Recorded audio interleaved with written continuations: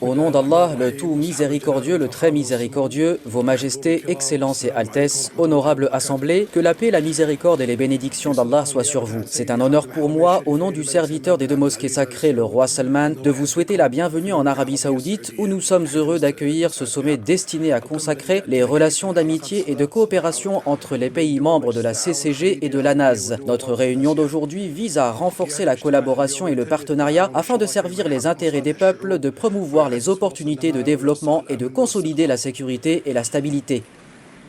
Cependant, alors que nous sommes rassemblés ici, nous souffrons de la violence croissante qui s'abat sur Gaza et dont les civils innocents en payent le prix. Nous réaffirmons notre rejet catégorique de toute forme d'attaque contre les civils, quelles que soient les justifications. Il est donc impératif que le droit international humanitaire soit respecté, de mettre fin aux opérations militaires touchant les civils et les infrastructures vitales et de créer les conditions pour le retour de la stabilité et à l'établissement d'une paix durable, garantissant une solution juste pour la création d'un État palestinien sur les frontières de 67, assurant sécurité et prospérité pour tous. J'annonce par la grâce d'Allah le lancement de la campagne populaire pour le secours du peuple palestinien dans la bande de Gaza. Cette campagne incarne les nobles qualités dont font preuve les dirigeants de cette nation et ce peuple généreux qui a toujours répondu à l'appel de ses gouvernants.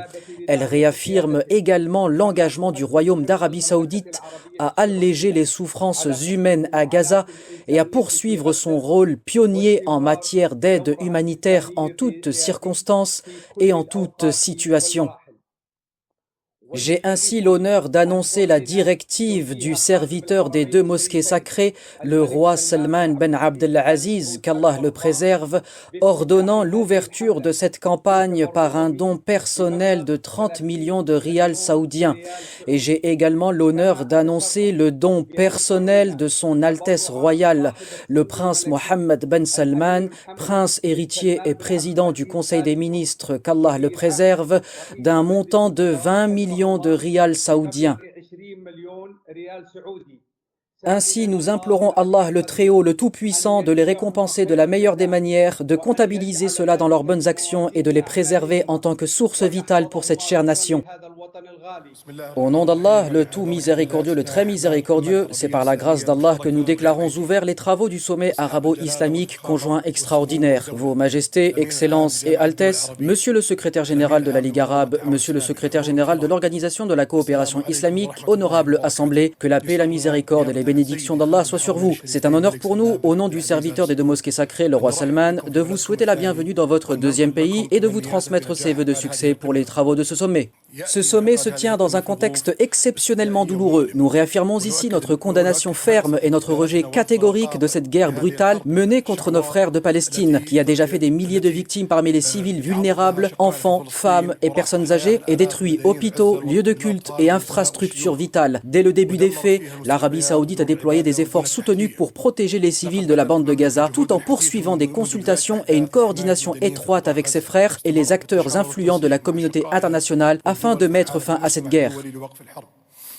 Ainsi, nous appelons de nouveau à un arrêt immédiat des opérations militaires, à l'ouverture de couloirs humanitaires et permettre aux ONG humanitaires internationales d'accomplir leur mission. Nous insistons aussi pour la libération des otages et des détenus et pour la protection des vies et des innocents. Nous faisons face à une catastrophe humanitaire qui révèle l'échec du Conseil de sécurité et de la communauté internationale à stopper les violations flagrantes des lois, des conventions internationales et du droit international humanitaire par Israël. Elle expose aussi le deux poids, deux mesures et l'application sélective de ces règles, menaçant ainsi la sécurité et la stabilité mondiale. Une action commune coordonnée est donc indispensable pour remédier à cette situation alarmante. Nous appelons à œuvrer ensemble pour lever le blocus, acheminer l'aide humanitaire et garantir l'accès aux fournitures médicales pour les malades et les blessés de Gaza.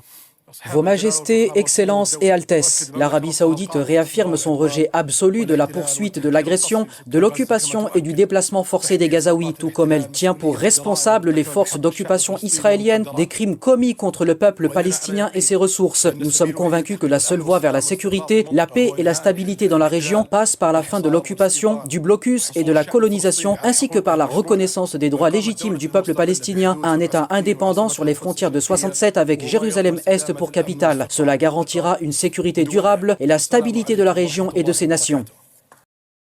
Les crimes barbares perpétrés à Gaza contre des civils innocents, ainsi que la destruction des infrastructures, y compris les établissements de santé et les lieux de culte, exigent un engagement collectif pour mettre fin à cette catastrophe humanitaire qui ne cesse de s'aggraver de jour en jour et y apporter des mesures concrètes et efficaces. Nous réaffirmons avec fermeté notre rejet de ces opérations qui ont coûté la vie à des milliers d'enfants, de femmes et de personnes âgées et exigeons l'arrêt immédiat des actions militaires ainsi que l'ouverture de couloirs humanitaires pour secourir les civils, permettant ainsi aux ONG humanitaires d'accomplir leur mission. Dès le début, l'Arabie saoudite a déployé des efforts intenses pour aider et protéger les civils de la bande de Gaza en acheminant des aides humanitaires par voie aérienne et maritime et en lançant des campagnes de dons populaires urgents dont le montant dépasse désormais les 500 millions de rials.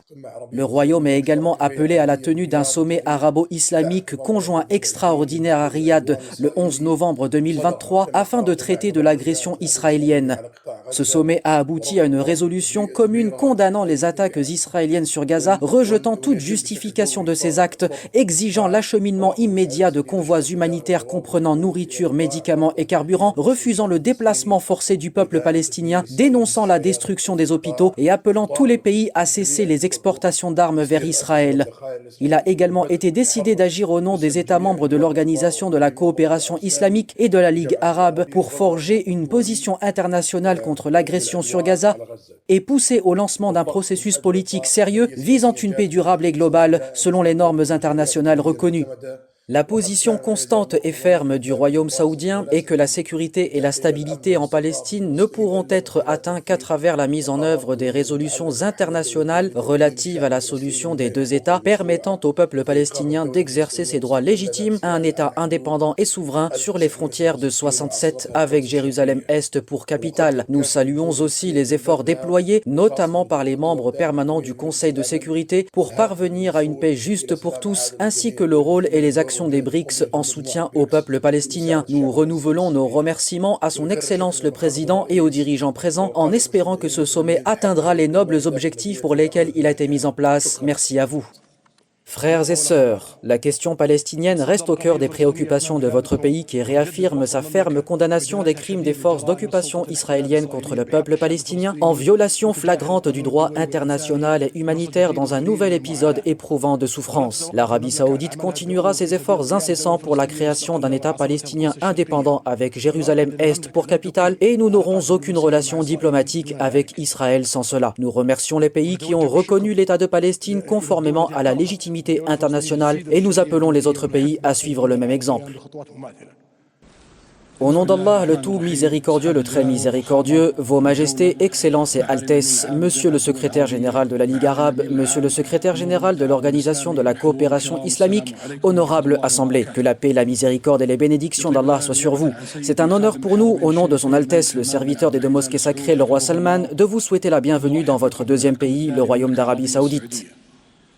Cette conférence s'inscrit dans la continuité du sommet commun précédent, tenu alors que les agressions criminelles israéliennes se poursuivent contre le peuple palestinien frère et s'étendent désormais à la République sœur du Liban. L'Arabie saoudite réitère sa condamnation et son rejet catégorique du génocide perpétré par Israël contre le peuple palestinien, dont les victimes dépassent les 150 000 martyrs blessés et disparus, en majorité des femmes et des enfants. Nous affirmons que la poursuite par Israël de ces crimes contre des innocents, ces violations répétées de la mosquée d'Al-Aqsa et sa tentative de saper le rôle central de l'autorité palestinienne sur l'ensemble des territoires palestiniens ne font qu'anéantir les efforts visant à garantir les droits légitimes des Palestiniens et à instaurer la paix dans la région. Le Royaume dénonce aussi l'interdiction faite à l'UNRWA de mener des actions humanitaires dans les territoires palestiniens et les obstacles imposés aux ONG humanitaires pour apporter une aide vitale aux Palestiniens. Aussi, nous condamnons profondément les opérations militaires israéliennes contre le Liban.